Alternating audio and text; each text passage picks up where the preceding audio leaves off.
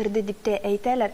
Зөфәр абый, сез менә Кәрим Тинчурин пьесалар буенча куелган нинди спектакльләрдә уйнаганыгыз бар? Кәрим Тинчурин әсәрләре буенча куелган сүнгән йолдызлардан кала барлык спектакльләрдә уйнадым.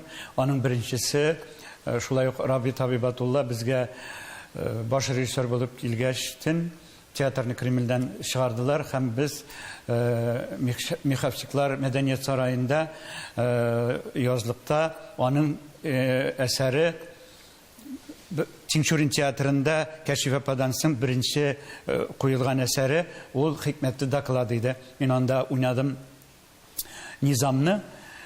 Һәм әйтергә кирәк, мин үзем үз акылым белән Тинчуринның чыннан да классик драматург икәнен үз акылым белән барып җиттем. Ни өчен? Чөнки шул заманда, шул кагаз заманы, справкалар заманы, сүз заманында нәкъ менә Тинчурин язган Хикмәтле доклад нәкъ менә бүгенге көн турында язган кебек иде. Хәзерге көнгә дә туры килә. Хәзерге көнгә һәм бүген куйсам бүгенгә дә бара. Чөнки аны театрыбыз икенче тапкыр Рәшит Загидуллин тарафыннан да сәхнәләштерде.